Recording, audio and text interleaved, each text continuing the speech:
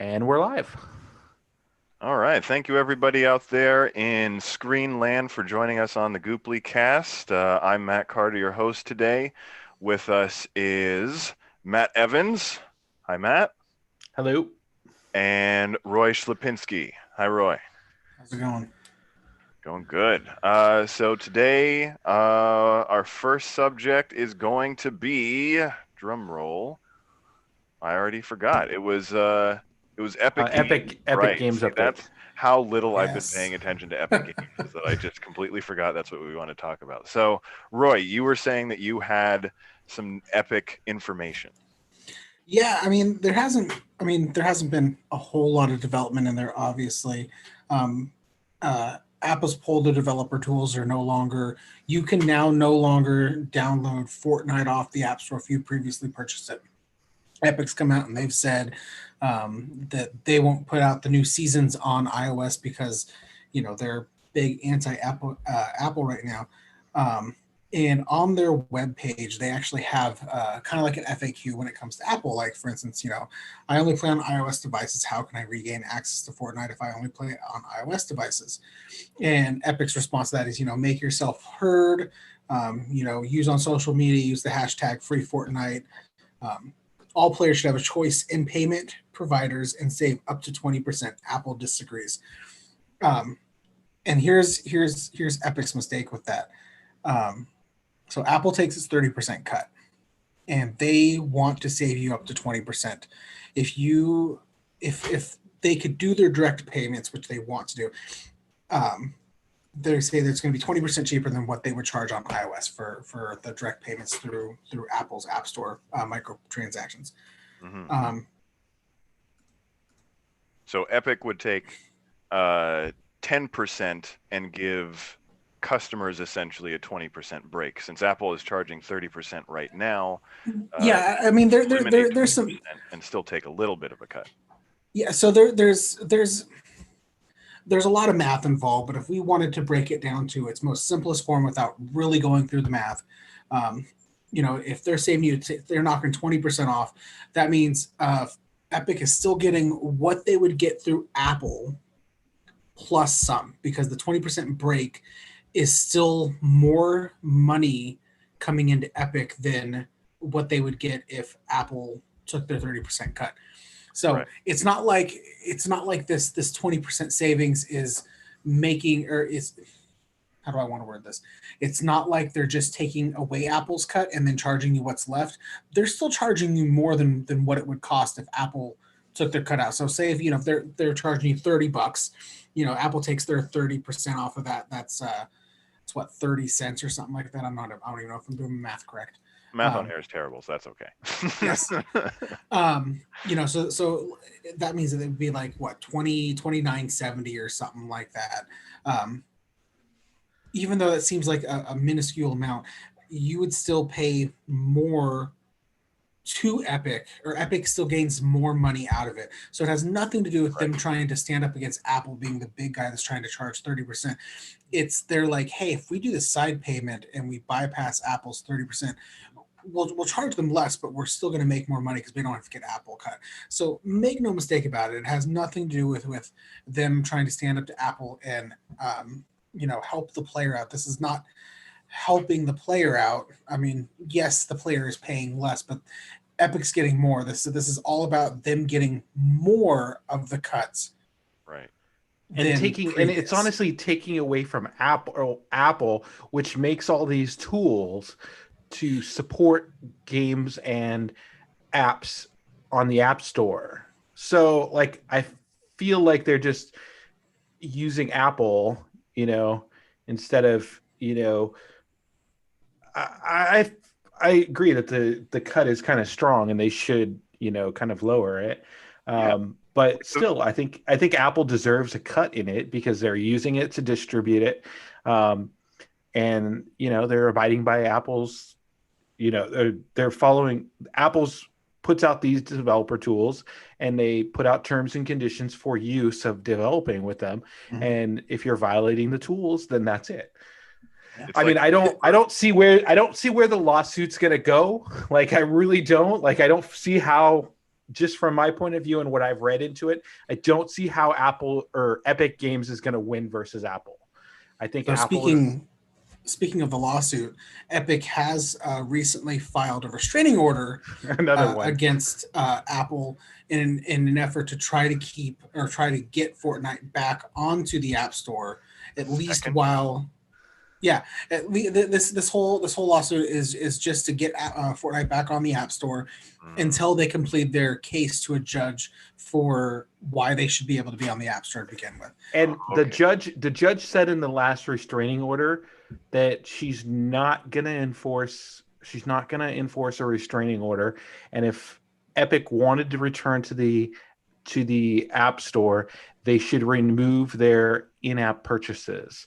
Yeah, Epic Games has said that they don't want to do it. So again, they're filing a motion for another, basically the same thing that they had before. I don't know if they're trying to get another judge, to listen to it. They might be moving it up in the courts. I mean, that's what appeals are all about. You go to a higher court until the higher court tosses it back down or says no, and you can't go any further.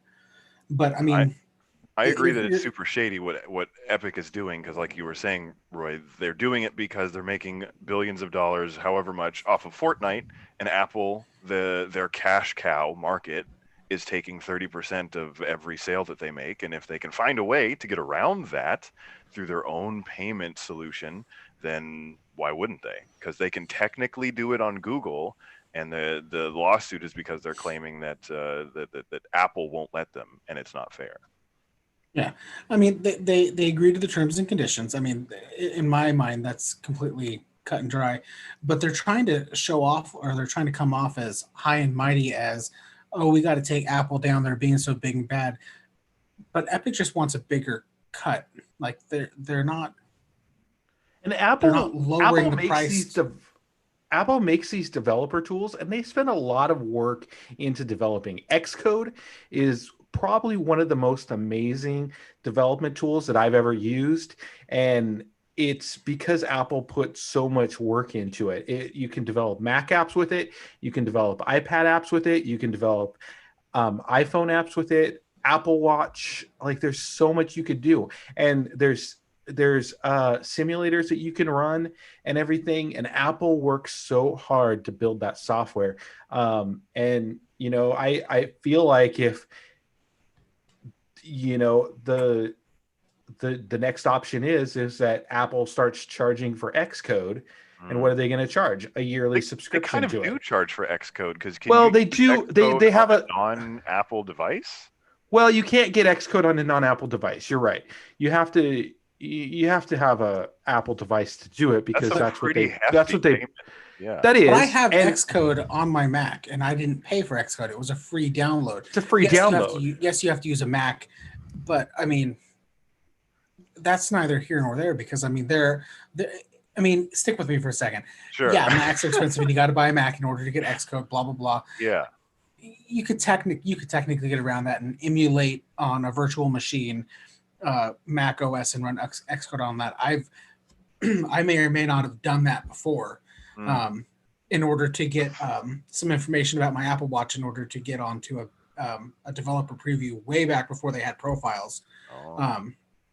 But the fact of the matter is if you own a Mac, you can get Xcode for free. You could technically develop your apps and test them out for free without having a developer account. The developer account is what you pay in order to submit an app and get it reviewed by Apple's quality control and get it published. You are basically, in my eyes, you're paying the yearly subscription to pay for the staff and the quality control that goes into making sure that the apps on iPhone and iPad and everything else make sure that they run smooth and they follow the guidelines and the standards that Apple set forth for the smooth user experience that Apple wants.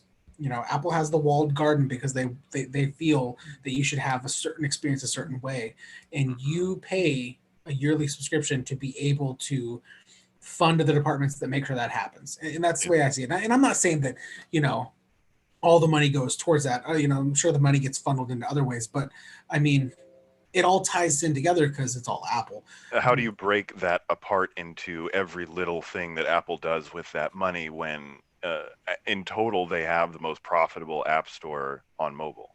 Like that's You're what right. I mean, they developer made. don't. So here's one of the ways to look at it. So Final Cut Pro is a video editing software that Apple makes. They have another version called iMovie. iMovie is free. It's pretty garbage actually. Final Cut Pro is for professionals. It's used by people who make, um, movies that are made for TV shows, for Netflix, for TV, for theater releases and stuff like that. Final Cut Pro is $300, $299.99. Apple puts a lot of money and effort into that to build that. They build these other apps and they charge for them just like everybody else does, So I feel like if you're getting Xcode for free, they could start putting a price on that. And where does that price go? Is it a monthly price? Is it a yearly price? Is it a one-time price like Final Cut Pro? And they also have a professional music software studio too. It's called I think Logic Pro X.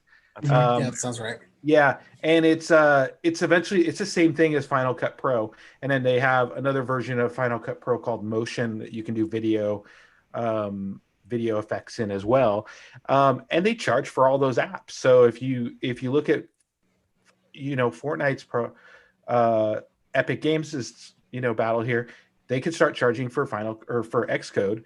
And how much are they going to charge? $7.99, $9.99? I feel like they could bump up that price, and then. So I don't know. I feel like 30% is kind of steep for Apple being who they are, but that's the same price that Google charges. So if I was Tim Sweeney just starting out on my development career and I really wanted to get access to the Apple market, you're telling me I would have to buy a Mac or an OS device, an iOS, not even an iOS device, a Mac OS device, in order to get access to Xcode, and then pay more money for the Apple App Store to get access to it than I would on the Google. You pay a yearly subscription fee, and that allows you to submit apps to the App Store. It's $99. It's about the same price, I think. I'm not sure what Google's is. I think Google's is about the same price, like 70 or something like that. I'll look it up. Yeah, it might be a little more or a little less, but that allows you to get access to the distribution and allows you to submit apps to be reviewed by the App Store, and that's a monthly subscription. You can build as many apps as you want. You can have 500 apps or more on there, and the same thing. You do have to have a Mac. They have entry-level Macs, I think, at $499 for a Mac Mini or Mac Mini. Sorry, Mac Mini. Yeah. I think it's $499 or $599 maybe. Yeah, I'm pretty sure it's $499. I was looking the other day. Yeah, so that's kind of the entry level for it. And then you can go up from there and get a MacBook Air. I wouldn't really recommend running Xcode on a MacBook Air, but you could. Running Swift Playgrounds on my MacBook Air makes it run so hot. And it's just Swift Playgrounds where you're learning how to code. But see, is that reasonable that you have to have some, like if you could buy Xcode, for example, and then get it on the PC and still develop code for. But then you have to rebuild. You have to rebuild the app from scratch for a PC. Okay. So I get it. I get from. There is a large market, but you're trying to develop apps for Apple devices. So I get it. I'm sure a lot of people would like an Xcode version for the Mac. I don't see Apple ever doing that because they want you to buy a Mac. They want you to invest in Mac. If you're building a program for Mac OS or iPad OS or iOS, Watch OS, whatever Mac, whatever Apple entity you're building your app for. Number one, you should be familiar with Apple and how they operate and how their experience is. So if you don't have an Apple device to some extent, you shouldn't, in my opinion, you shouldn't even be developing. You're not the best person to develop an app for Apple if you don't have an Apple device, number one. I think that's fair. Number two, once again, we go into the whole fact that Apple has a certain experience that they want you to have on their device, and that's why the bar is high. And you say, yeah, I got to buy a Mac and I got to buy the developer tool subscription in order to develop on a Mac, versus developing for Android. I can go out and get a PC, and PCs are so much more a fraction of a price than an Apple device. I mean, nobody's going to argue that. But look at the quality of apps that you can go on the Android market and get. If you were to go search for any app, whatever app you go and search for, the amount of junk that is available on the Android App Store that you may have to sift through in order to get the quality app. And I'm not saying there's not junk apps on iOS, because there are. I mean, Right. comparatively speaking, there's a lot more on Android. So as a sidebar, to add to what you're saying, the developer fee for a Google account is $25. Okay. And that's, I mean, that is so low. So, Yeah. I mean, all of it is a fraction of the price than what you pay for Apple. But they set the bar high because they expect high quality. If they open it up and any Joe Schmo could develop for it, then all of a sudden you're going to get a lot more junk, and your app store is going to get a lot more cluttered. Every time I have to go to the Google Play Store to look for an app on the Pixel, like, I just dread the experience. I dread it because I know that there's going to be a lot more junk there than there was on the Apple App Store. Mm-hmm. And I think that the fact that Macs cost more and the developer tools cost more, that you're not gonna get as much junk. And on one hand, yeah, that's kind of crappy because the bar is so high in order for the cost level so high to get into it. And I'm all for encouraging people to learn how to code and learn how to build programs, because there's a huge future and a huge industry that's asking for it. Innovation needed. But it's the experience that I want on my devices. And I'm okay with the bar being set that high, the entry level being set so high to maintain that experience. And I think that's part of it. Mm-hmm. And I think it goes to security too. And with, if you're developing a Mac app on a PC, I think you have to think about security too. And Apple controls the Xcode Mac and the Mac experience as well. There, you can get away with a little more things, but I think if you opened it up to the PC, more and more people would try to sneak in other things. So is there any other coding platform for, is there some kind of substitute for Xcode on the Mac ecosystem? Like, there's a bunch of development environments on PC. Is there another tool that you can use similar to Xcode to develop for, is what he's asking? Yeah. No, Xcode is what you use to develop anything that's on an Apple platform. So, I mean, you can write code in another editor. You can write code in a text editor, but you have to be able to put it into Xcode to submit it to the App Store. It's kind of you have to build it. You have to build and put everything. Whatever you're doing. Yeah, you have to build it, but you can run simulators in it. You can. It basically shows you an iPhone directly on your Mac when you're running an app. You can launch it from the home screen. You can see how it's interacts with it. You can try and figure out where the bugs are coming from and stuff like that. It's all into the simulator simulator based on that. And I think that if you put that into an Mac or a PC experience, you're going to get people who are going to try and bootleg that code or that thing and create like an Android iPhone. So gosh, that would be cool. I feel like there's a lot. That Apple wants to keep on there and develop for it. And I think if Xcode was allowed into the wild of the PC, then anybody could get their hands on it and use it for malicious purposes in some way. And that I feel like it could. Yeah, I feel like it could happen. It definitely opens the door further. I mean, obviously, you could do it on a Mac. If you were going to be able to build a malicious, some sort of malicious app or something like that, you could do it on a Mac. If it were possible, you could do it on a Mac. You could run a virtual machine on your PC and do it that way. You're not completely, in the dark if you. I don't know where I was going with that. It's possible it is, but I mean, the more hands you have in the cookie pot, potentially, the harder it's going to be to keep track of everything. Okay. So Xcode, you guys think at least the walled garden of Apple makes sense, and Tim Sweeney's fight against it is a fight against an experience that the users, purchasers, and fans of Apple want and pay for, and they will pay that premium for? No, I I think Tim I Sweeney's don't fight think is a fight against the terms and conditions that he agreed upon for being an app developer for Apple, and that's what it comes down to. That's his actual fight. He I has mean, a social fight against the ideology of Apple and their walled he's trying garden. to smear Apple's name and trying to get people to join his fight. To the users, he's trying to get the users to join his fight and demand that Apple change. You know, And I I envision don't him think at a that's going to fence happen. where he's standing at a fence and like, hey, I want to go in there. And Apple's like, well, you just have to sign this form. It's pretty standard. Everybody else has the same exact form. He's like, no, I don't want to sign a form. I just want to go in. And Apple's like, no, I'm sorry, you can't.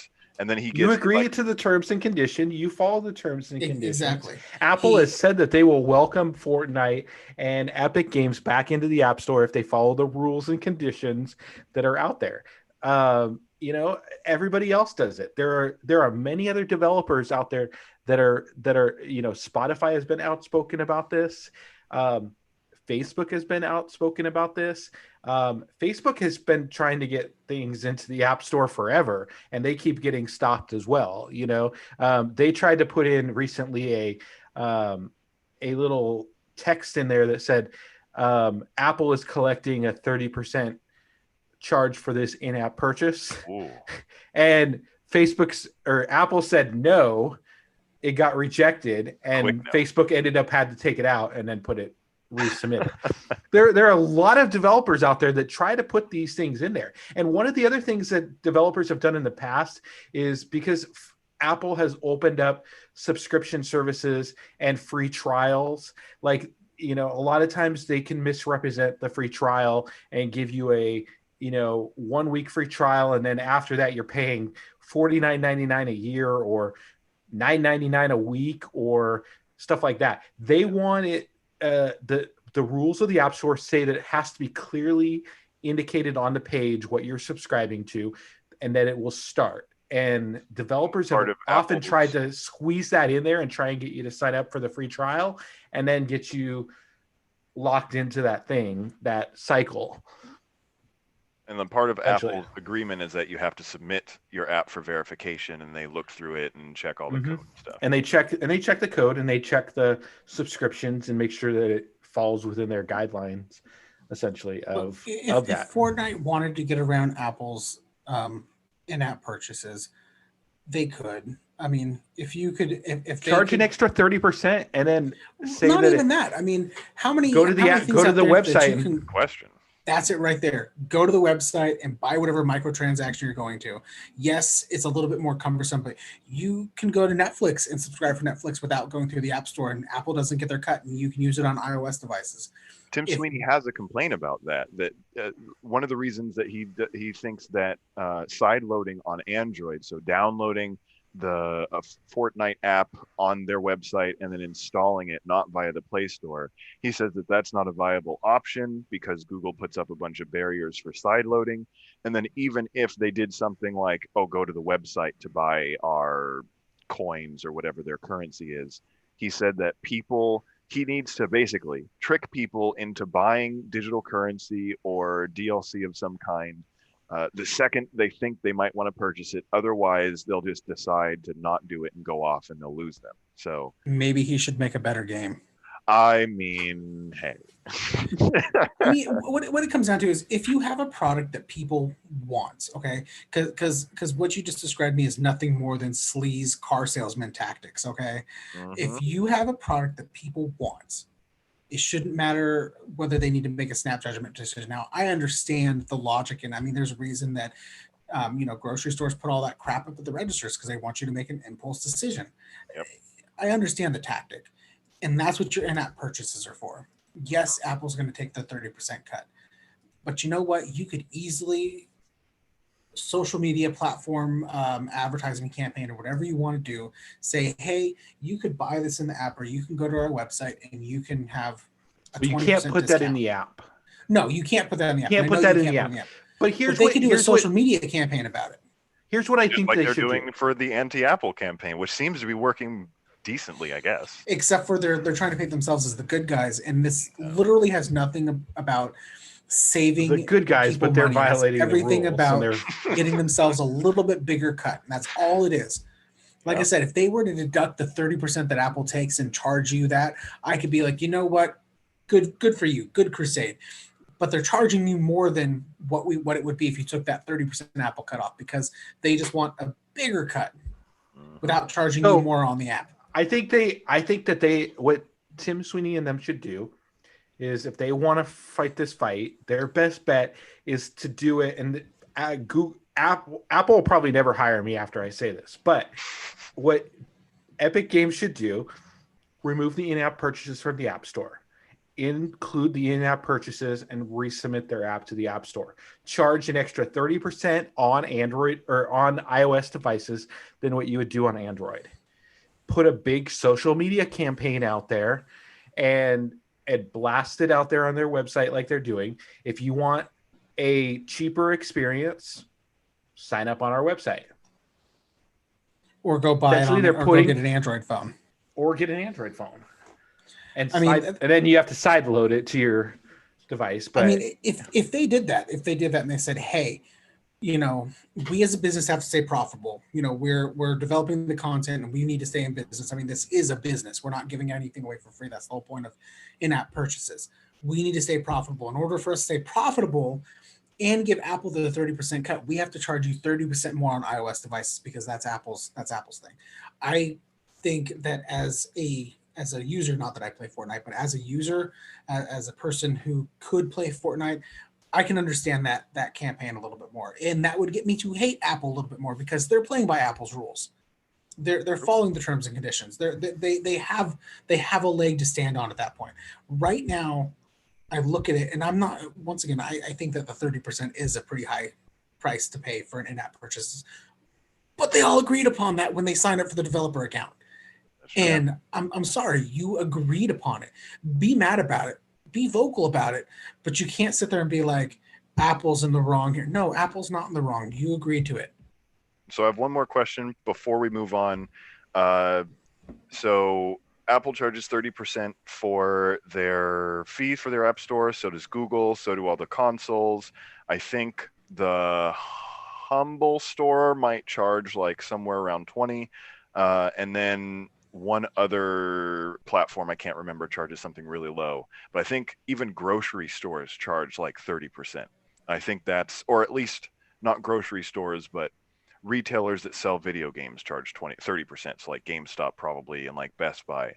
So I'm curious is if it's an industry standard, like across the board from physical and digital, do you guys really think that the 30% is too large now, or too large just in general? Like, how do you feel about it compared to the fact that most other platforms and physical? Well, so Apple lowers their fees for certain developers who have a certain amount of downloads and a certain number of subscribers to 15%.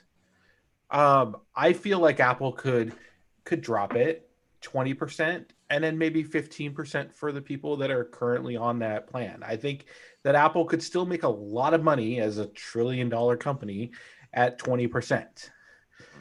I feel like that's a very thing, and that's my thing all along. However, I don't see Apple doing that. I see Apple going to fight this to the very end and maintaining their 30% fees, because a lot of time and effort does go into developing these tools that developers use, including Epic Games, to develop their apps. And I agree on both points. 30% is they could easily drop it, even if it's an industry standard across the board. 30% is still a good chunk of change out of your total profit, but it's 100% profit for Apple. I mean, if they want to justify their developer tool account every year, their $100 subscription, I think that is the justification for quality control for the apps. That's the justification, because you could submit an app that doesn't have in-app purchases, and it's going to cost you the same amount every year, whether it's in-app purchase or not. And you can In-app submit a free purchases, app too. Like you could yeah, submit free apps that's what right I'm now. saying. You could Yeah, yeah. submit apps that Apple doesn't get any takeoff of, because everything's 100% free. So to me, the quality control of the apps is justified by the $100 a year. That's how the $100 a year is justified.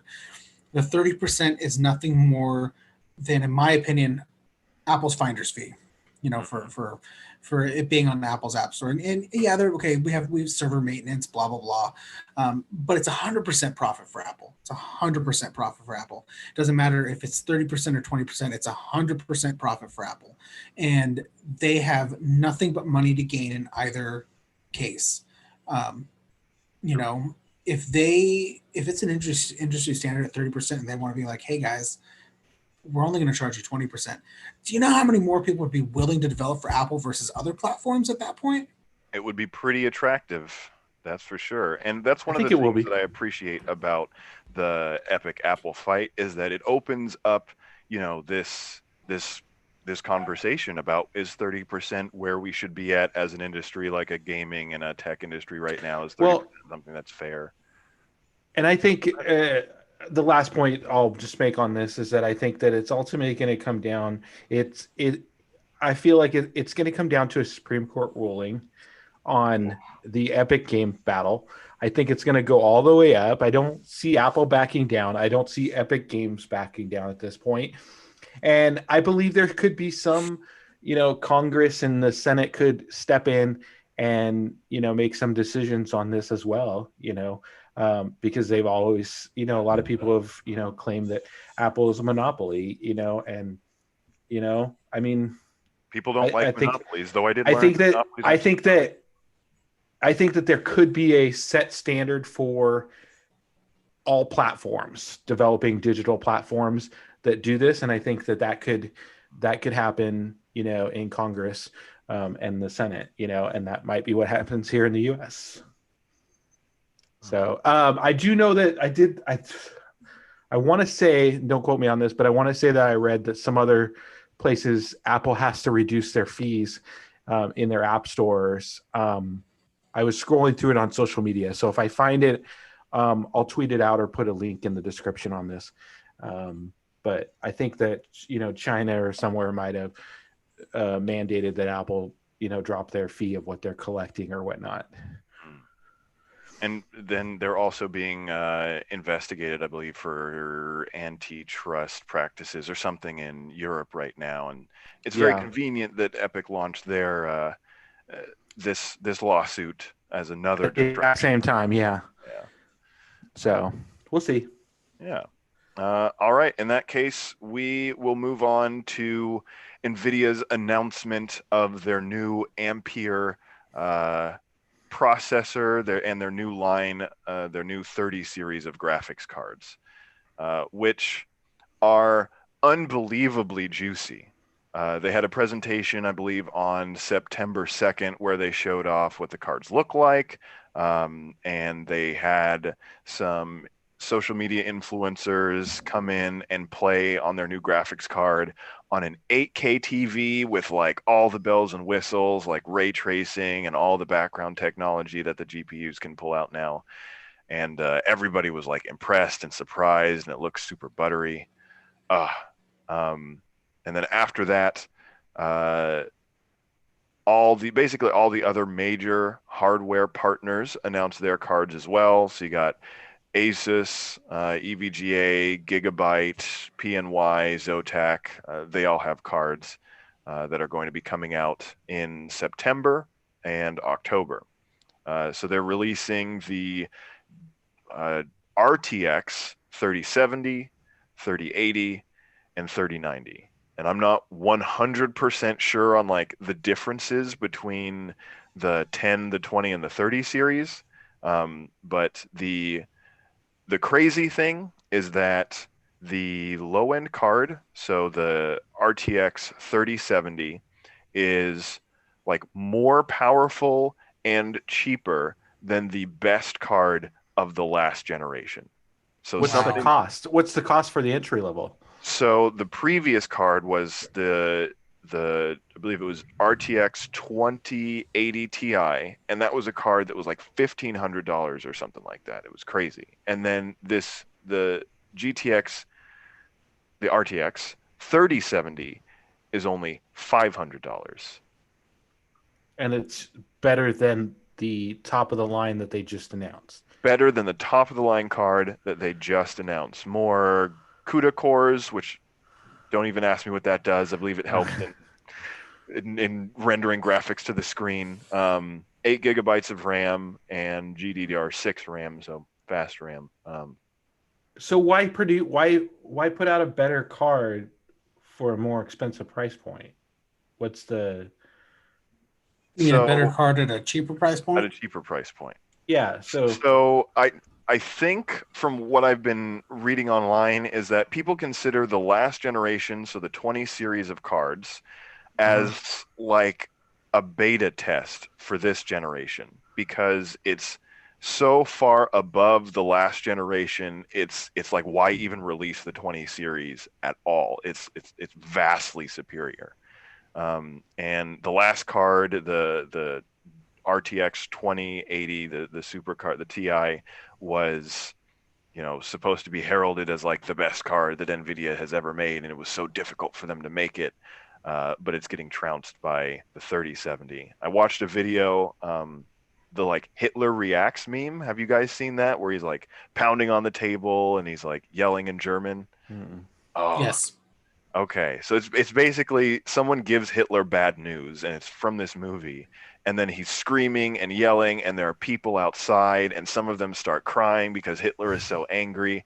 And this meme is basically talking about how, why would Nvidia release the 20 series for such an expensive price and only like a year or two later come out with a card, the lowest end in this series, at a cheaper price that's more powerful. So I can imagine that those people are upset. what are the price points on the other ones? The other models, are they So equivalent to the? the RTX 3080 is $700, and that one has 10 gigabytes of RAM versus the 8 gigs of the 3070. And then the RTX 3090 has 24 gigabytes of RAM and is $1,500. So I think Anybody remember when 2 GB of RAM on your computer was a lot? Like a I lot. this graphics card has more RAM than my computer. My first computer that I ever had that my dad built me had a 30 GB hard drive, and that Ugh. was massive. Ugh. I remember being super excited for like 32 gigabyte thumb drives. I was like, oh, Yeah, this is yeah, so yeah, big. yeah. I was so excited. I was so excited when 32 thumb drives came out and you could yeah, like I stocked up on them and then now I mean you can just go up and up and up. I had to explain to somebody at work a couple weeks back, a younger, newer employee. They're like, "What does HC mean for SDHC?" I'm like, "Oh, it means high capacity." They're like, "But it's only 4 GB." I'm like, "I know." Like, I get it, but you have to remember back then, like 4 GB card was like $80, and it was so much space. It was like cutting edge technology. And some cameras couldn't accept an HC card because it was so low grade. You could not stick an HC card into it; it would not read it. Mm-hmm. 2 gigabytes was the max of the generation of cards before that, and then high capacity 4 gigs and up was the new hotness. So yeah, these cards are 16 gigs of RAM. Wow. Wow. Yeah, Just that's just in the graphics just card. Just in just the in the graphics graphics card. Yeah. That's 24 for the crazy. big boy, 10 for the middle, and then 8 for the smallest one, which is so I have Wow. the GTX 1070 card that I bought 5 or 6 years ago. Fantastic card. Does everything that I would need it to. I can play games at pretty high settings. I paid about $500 for that. These new cards are like 4 times the performance of the one that I have and can do graphical feats that I only could dream of at this point. So I'm very appreciative to be a gamer right now because they look Are you very. going to upgrade your video card?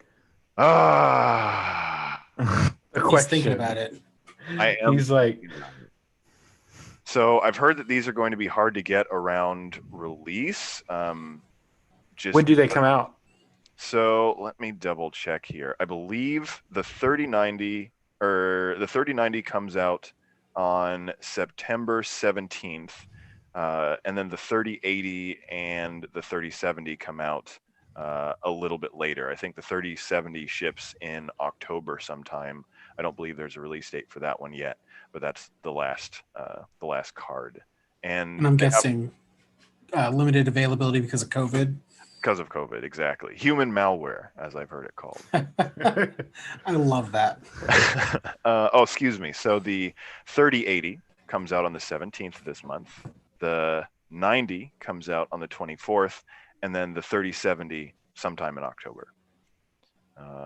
And yeah, so am I going to upgrade? I would need to buy all new monitors because I just have 1080p monitors. I'd want 1440p. Monitors are hard to come by right now. Trust me, like mine died during COVID, and trying to find a decent monitor to work with was really hard. So do you have one that you like now? Yeah, so I got two LG. So I had a 34-inch ultra widescreen monitor from LG that I was using, and it's just a 1080p. I was going to upgrade to the 49-inch ultra widescreen monitor, but I couldn't find it in stock anywhere. I had looked forever, and I really like LG, but I did try a couple other brands before I went back to LG. I tried a 27-inch MSI. It's a video gaming monitor, but the color just wasn't there. The horrible color, I thought. I didn't like it at all. I'd never heard of the brand before, and then I was like, well, I got to go back. So I found these 32-inch. They're still 1080p. They're not 4K, but I do have two of them now, and I use them for my work at home now. But I would like to eventually just settle in with a 49-inch ultra widescreen that just covers my. So essentially, I have two 32 inches, which is basically a 64-inch if you put them together. But I'd rather just have one single monitor, and I'd like to get a 4K. Interesting. See, I'm rocking. So, huh? Down the line, eventually, I'd like to get the 4K 49-inch. And there's a Samsung one out there that I saw, but I've never been happy with Samsung. Like LG has really been my go-to monitor. I've always loved LG, and they have a 49-inch ultra widescreen 4K, but I haven't been able to find it in stock anywhere. And I did try to order it from Amazon, and then it wasn't available. So I haven't known Samsung to be a monitor maker. I don't think I've personally interacted with a Samsung monitor yet. I've maybe seen one. Yeah, my wife had one. My wife had one, and it was just horrible. Like, I actually got her one of the LG ones that I got, just because it was so much better quality. What did you say? So what are? Go ahead, Roy. I was going to say, there's been some at the store before. I would be surprised if you hadn't messed around with some before. I honestly can't remember. Maybe there was one, but I don't remember it being particularly special or standing out. No, I mean, let's face it, none of the monitors we carried were that special. I bought two of the monitors we have. I have a 27-inch CTL and 24-inch CTL. So I have mismatched size monitors on an articulating mount, so I have them on two arms. Yeah, I do. I have both of mine on arms as well. So I have one 32-inch monitor in front of me, and then I have the other 32-inch on the side. And I do all my coding. On the center monitor, and then I use the side monitors to put up, like, in the top corner. I'll have my Apple Music streaming. I'll have my text messages on the left, and then I'll have Slack or some other work chat down on the bottom. And it really, like, it honestly really helps to have the extra real estate, especially from working at home, just because everybody's remote right now. So being able to communicate quicker and easier, rather than just, oh, hey, did you do this, or whatnot, really helps. So, so I did, yeah, I do have the two 32 inches, and it makes a lot of sense for me, at least for right now. But eventually I'd like to have just a single monitor straight across.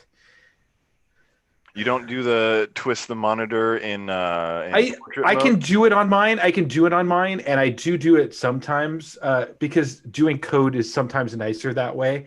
So I can do it, and I tilt them sometimes, but I don't do it as a regular. Um, some I tried developers do.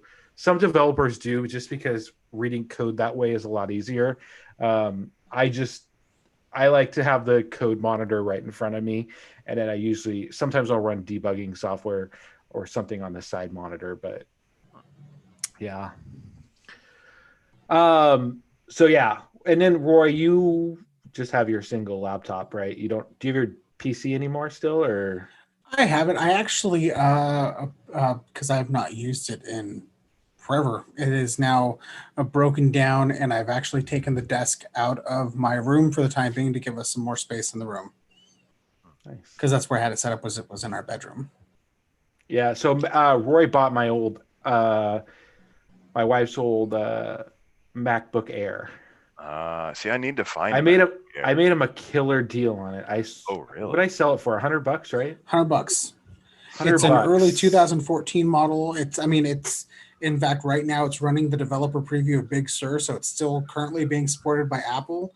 I mean, it's not the most powerful thing, but I was talking to Matt. I was like, hey, I'm going back to school, take some classes. I need to find myself like a cheap Chromebook or something, to do my work on. He's like, hey, I got a MacBook Air that I'll sell you for $100. And I was like, you have yourself a deal. And and honestly, I was almost going to give it to you after that point too, if you didn't want to buy it, because I really want you to learn how to develop for iOS. And I really want I mean, I haven't played with Swift Playgrounds in a couple months, but I'm quite a few lessons in Swift Playgrounds. Like I figured out, it's if you don't know what Swift Playgrounds are, Matt, it's a tool, a game, actually, more or less, that Apple invented to learn or to teach people how to code. And you have a game in front of you where you have this guy that's going around collecting things, and you have to code to move him around the map and figure out how to develop movements through other basic codes that have already been programmed into it. Like he can turn left and he can move forward and he can collect orb. And I think that's most of what he can do, but you have to learn how to make him turn right by using the turn lefts and the move forwards. And you got to how to code sequences together to get a move around. At least that's how far I have made it through the program, but it's a lot of fun. I mean, they make coding into a game to teach you how to use Apple's code. And it was originally available on the iPad, so it just was available on the Mac because they've made a software tool that you can develop. You can convert your iPad apps into Mac apps. It's another tool that Apple provides to developers. And they did it with Swift Playgrounds. Swift Playgrounds was originally developed for the iPad, and it's to help younger children to be able to learn how to code at a younger age. You don't need to be a child. It's so much fun. You don't need to be a child. It's actually pretty fun. Like I do it myself sometimes. Like I if you have an iPad around, I recommend trying it out because it's actually really fun. I will give it a try. That sounds, I mean, I love things that are interactive because I don't know, I tend to retain things more when it's engaging and not just a bunch of text in my face when there's, I don't know, some components to get my hands on. I did it on the airplane ride to New York about a year ago this time. And it was just because I had never really played around with it before. And so I did it I had like a 6-hour flight to New York, 7-hour, whatever it was. And it was nice. It was fun. It killed the time for going through it. So yeah, you should definitely download it. All right. I will have it queued up to download on my iPad mini 2nd gen. And it still works on that. It should still work. It doesn't work on the 1st gen because I want to say it came out on the iOS version, the first version that, or sorry, not iOS. It was iOS back then. The first iOS version that my 1st gen iPad mini was not supported on was when they brought out Swift Playgrounds, of course. Yeah. So I think this is a good segue into Apple Silicone, since we're talking about Apple. So has anybody watched or read about Apple Silicone? I don't know anything other than they're moving to their own processor or chip or something like that. Yeah, so they originally did their chip. So Apple's been developing their own chips for iPhones for a long time. They use Intel chips in the Macs now, and the Intel chips, they're not developed by Apple. So Apple has been working on their chip development for a number of years, and the chips that are in the iPhone are absolutely amazing. And so Apple released or announced the transition to what's called Apple Silicone. It'll be available for the first Mac later this year. And it's basically all wrapped around Big Sur, which is the newest operating system. So developers are going to have to, there's going to have to be the ability to turn your app over to work on an Apple chip. But essentially, you're using the new chip is going to be called the Apple A12Z Bionic chip, and totally developed by Apple, and transitioning totally away from Intel.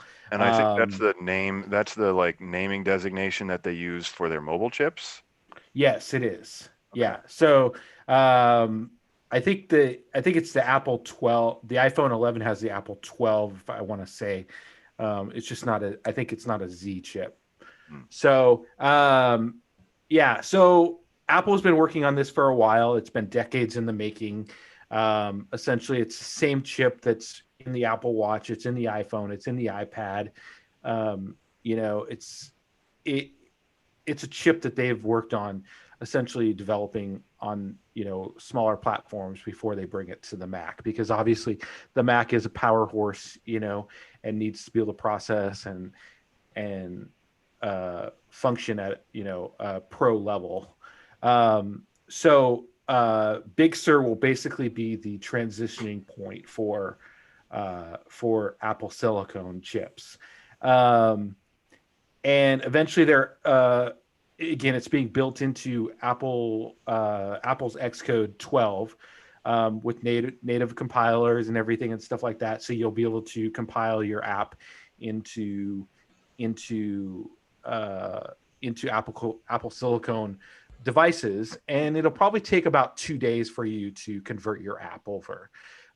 If you don't convert your app over, there is a translator that will read your Intel app, essentially. So you'll still be able to run Intel apps on your Apple Silicone chip, but it'll use a translator. It could be a little slower. It could be a little more delayed. You could do more with your, transitioning your app over. And that's what they're pushing developers to do, is to transition your app over to an Apple Silicone thing. One of the big questions was essentially, are you still going to be able to run Windows on your Mac? Because a lot of people do run Windows.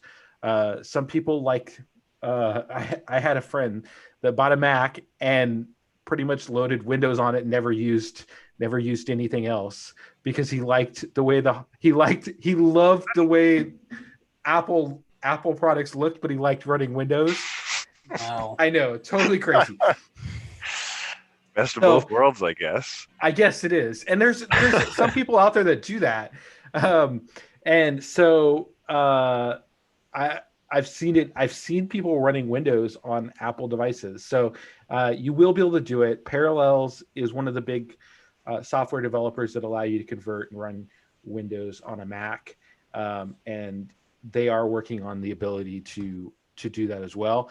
And you can load other essentially other software programs on there too. You can run Chrome OS and other operating systems as well, using Parallels and some other translator apps to convert your app over. So Apple is essentially, this is part where I go ahead.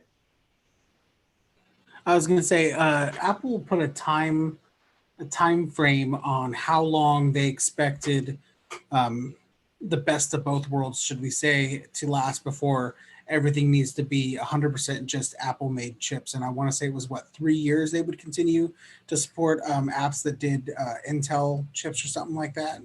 I think it's longer than that because they still have Intel uh, products that they're going to announce later this year. Okay. Tim Cook said at the end of that they still, I could have they swore that probably they had like to announced some convert. sort of time frame on it. I can't remember what it Yeah, was, but I almost positive they did. I think that timeline is more or less that's when they want to they plan to continue to stop developing anything for uh, Intel apps. So if you build a new app, it has to be ready to go for Big Sur and Apple Silicon or whatever the latest operating system is. Apple did supply developers with a beta. Here's the thing though, it costs $500 to to join the beta for it, and essentially they do give you a Mac Mini with the Apple A12Z Bionic chip inside. What? It comes with 16 gigabytes of memory and 512 gigabytes of SSD, and the Mac I/O ports, but you have to give it back. Oh, of course. I mean, Okay, if you were then. going So to it's be able to just You keep it, couldn't I'd be just like, let that's them have completely it. worth it. Yeah, so I think they should have just let them keep it though. I mean, because it is a beta, like they should let developers just keep it. I feel oh, like. we broke it. I'm sorry. Okay, fine. Just keep it. I will say Yeah. that I eventually am going to upgrade my MacBook What Air was here. the I won't be what doing was it the until they have the Apple made chips in them. yeah, Wh- um, what was the first Chromebook?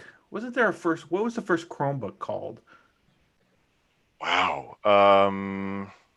I don't Was know. wasn't it just a So Chromebook? I this just reminds me of something. I signed up for a beta through Google like years ago for the first Chromebook, and I I got home and or no, I did get home. I wasn't living at home, but my mom said a package came to the house for me, and I had signed up originally when I was living at home, and I came over to collect the package, and I was like, "What is this?" It was in a box. I didn't know who it came from. I opened it up, and it's a black laptop, Mm-hmm. a simply black laptop. I didn't know what it was. I opened it up, and it was a Chromebook, the original Chrome operating system, and Apple or Google had sent it to me. I didn't pay anything. It was free. Like I feel like Apple should have done that for their developers. Their developers, Not to take a strike against Google, but I'm sure that thing caught on fire at some point. I don't remember what happened. It's probably still sitting in my closet It was somewhere. made by Google, not Samsung. So I remember the Samsung one being at least serviceable, and I thought that was the first one, but I looked it up, and the first Chromebook was the Google CR48, Yeah, uh, yeah, yeah, yeah. released in December 2010, and then in June of That was 2011, it. Samsung came out with theirs. Yeah. Yep, that was it. So, yeah. So I remember that Google sent it to me, and I played around with it for a while. It was actually 20 minutes or it was so. pretty funny for a while, but I don't think I would ever use a Chromebook now. Yeah, you're Nothing. probably aged out of that ecosystem, but Chromebooks are cool and light, and they just don't, I don't know, they don't have the bulk of a laptop, and they have an attached keyboard, so they're not as carpal tunnely as a tablet. So I think Chromebooks have a good couch space when you don't want to use a tablet. But then Mm. again, I mean, if all you're really going to do is web browse or maybe use Google Docs or something, Chromebook is like if you needed something just for school, like just to write papers on and do web research, a Chromebook is perfect for that. mm, Outside of like those applications, Chromebook just isn't going to cut it. Not word, at no. least not in my experience with Chromebooks. And I would say like that is a recent, like maybe starting in 2016, I would have started recommending Chromebooks for just like, yeah, you can actually do things that you might want to do or you can like remote into some more comprehensive system like your home PC. And then there's Google Stadia, so you can play like games on it. And I feel like the later Chromebook technology is there. Um, but for everything else, there's actual computers. So what else Yeah, happened at the Apple stuff? I'm curious. so there's supposed to be a big announcement tomorrow. Hmm. We don't really know. There's been a lot of leaks because we don't know what's happening with the Apple event. Apple's supposed to do a September event normally, but obviously COVID has delayed that. They have come out previously on their calls to stockholders and said that they're about a month or so behind in production of the new iPhone. So we could see that in October or November. Normally, we would see it in September. Again, about a year ago, I was leaving for New York to pick up my iPhone. I picked up my iPhone 11 in New York at around this time. So we would normally see a new iPhone. We're likely not going to see a new iPhone this month.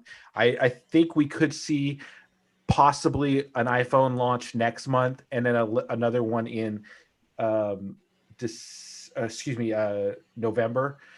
Just because I feel like the capacity wise, it draws a lot of attention. When I picked up my iPhone in New York, it was the brand new opening of the Fifth Avenue store, but there was lines and lines and lines. And I mean, they went around the building and there was lines for 8 o'clock, 9 o'clock, 10 o'clock, 11 o'clock pickups, and they went around forever. And so I feel like in a COVID-like environment, you don't want that. So I feel like they could launch devices at a staggered 2-week event, maybe, so they could launch one in October, beginning of October, one towards the end of October, and then another one in November.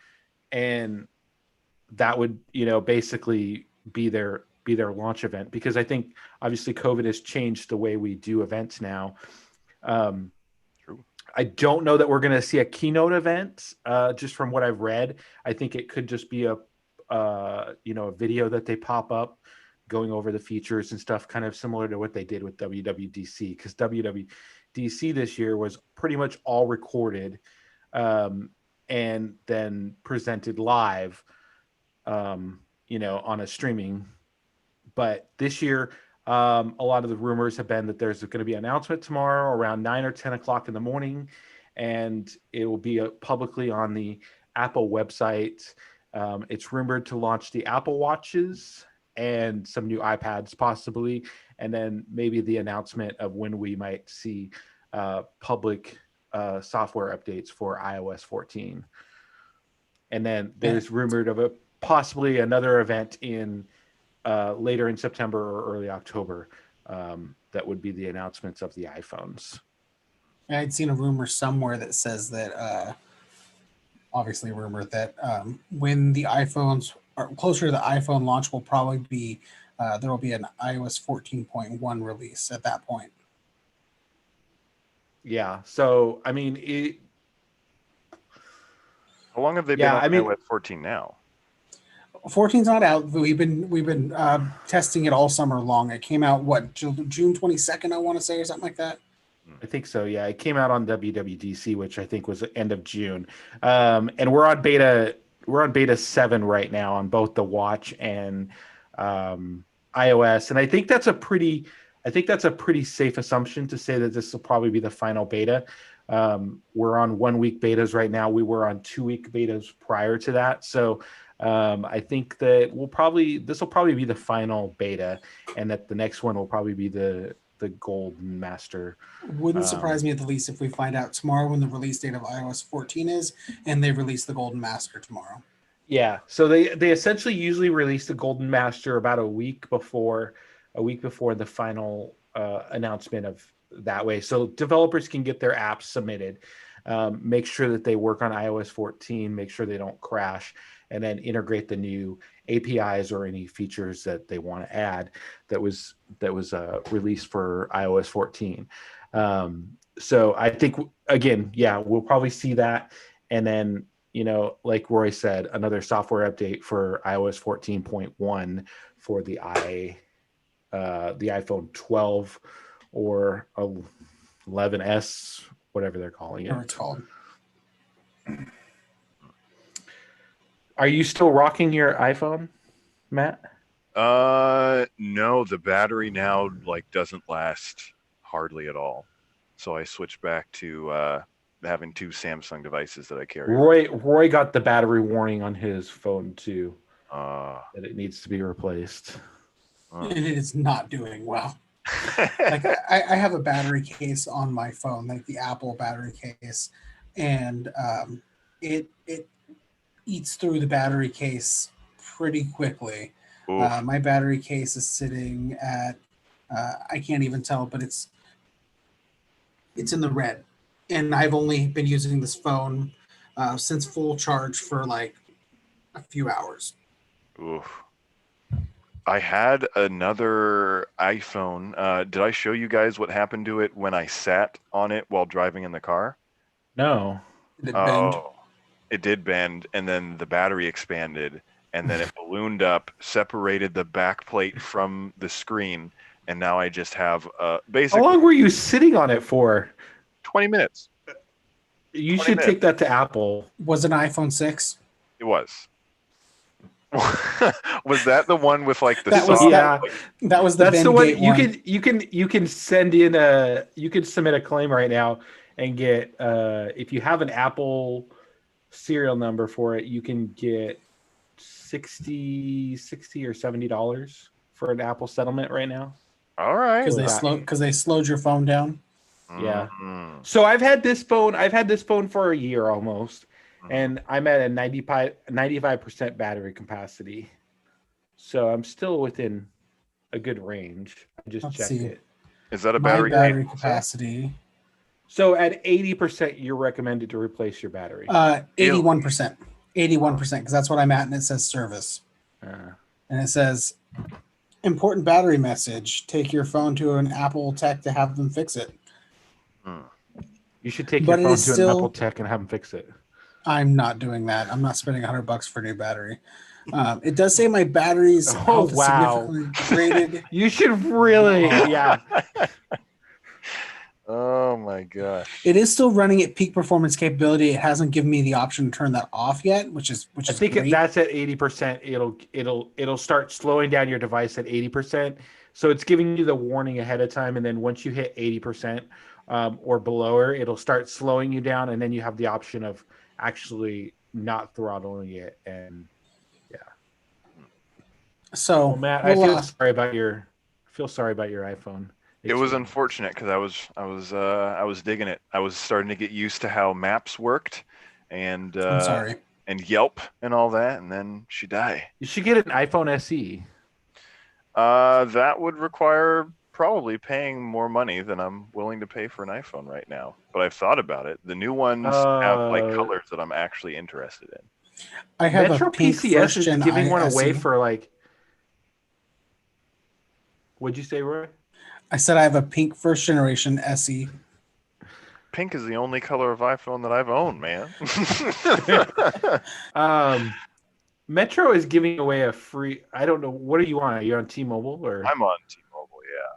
Yeah. I don't think it'll work then. But Metro is giving away a free or $50 iPhone SE if you switch to them, but you can't have a T-Mobile number. What? Yeah, that makes sense. Oh, I think they use. Go get a track phone.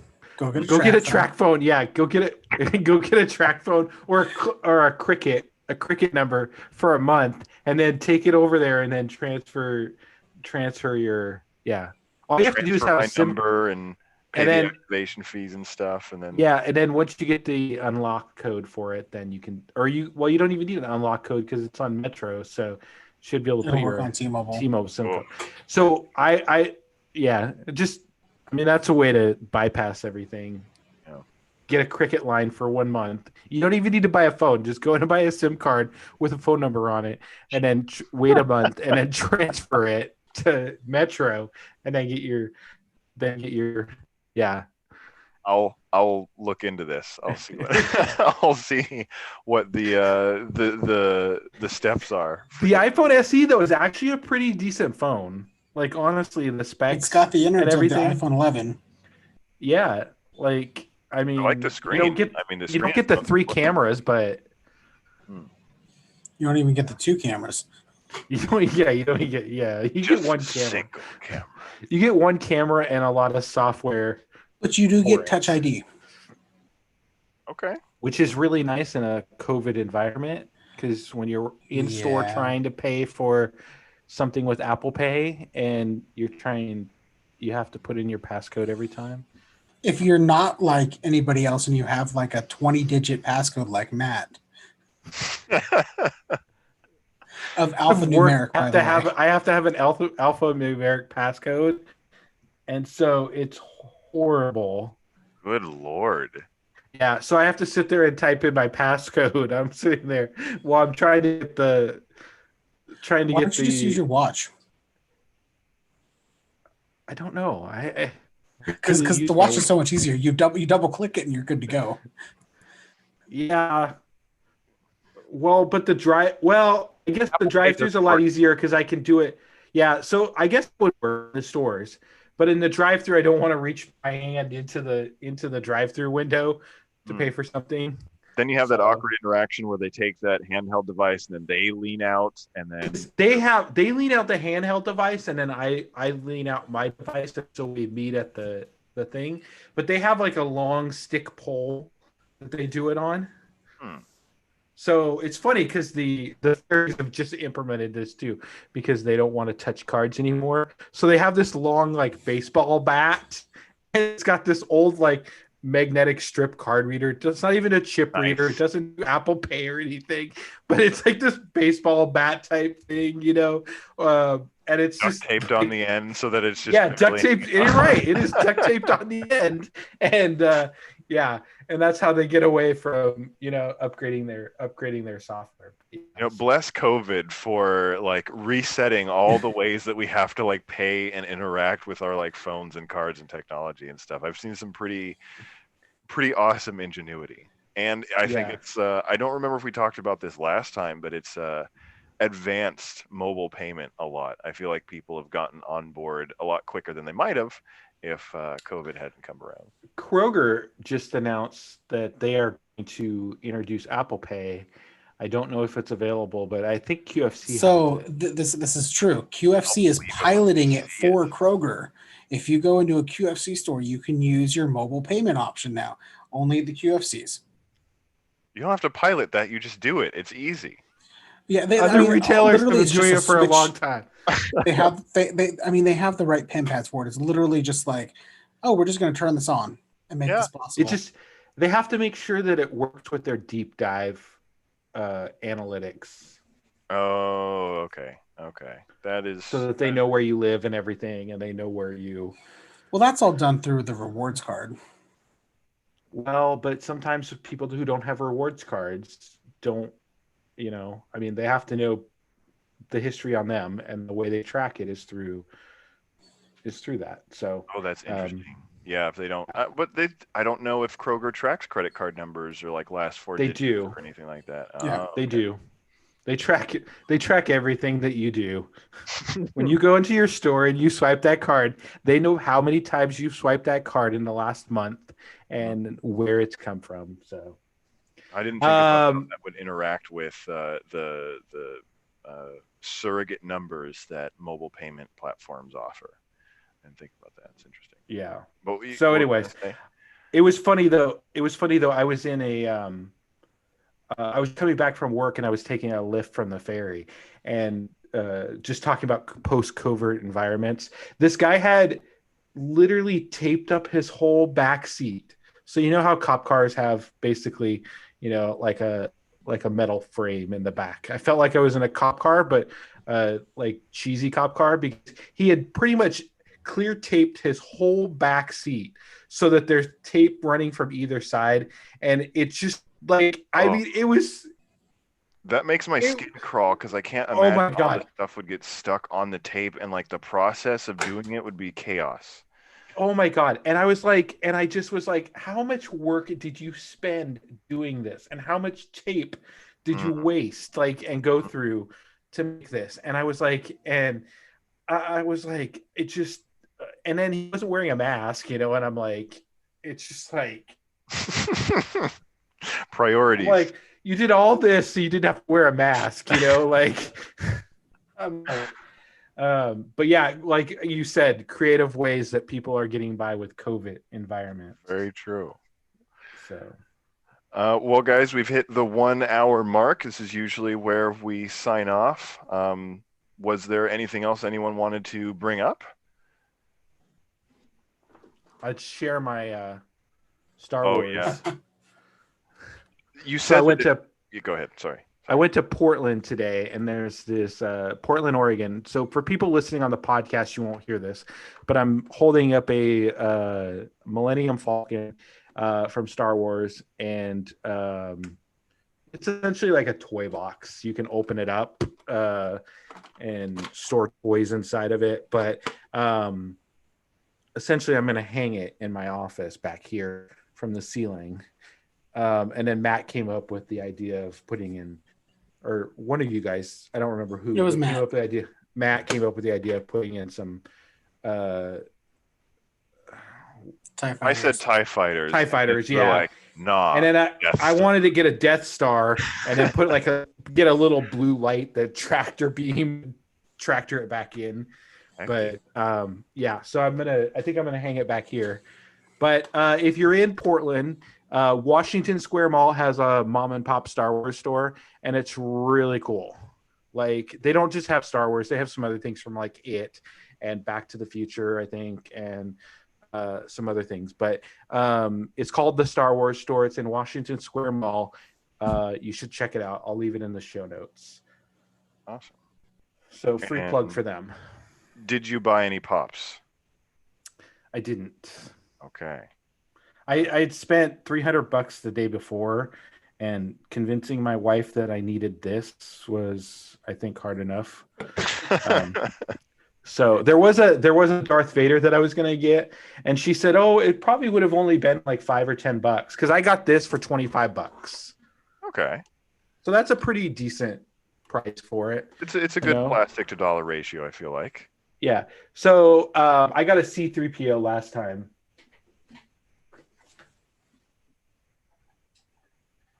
And Boom. he's holding his hand. Oh, I essentially only paid $5 for this. So this was really cool as well. But yeah, it's a lot of mom and pop stuff, a lot of like little things there. So Sweet. Washington Square Mall. Check it out. yeah. In that case, thank you everyone out there in Screenland for watching. For the Goopplycast, I've been Matt Carter. Thank you, Matt Evans, and thank you, Roy Slapinski. See you guys next time.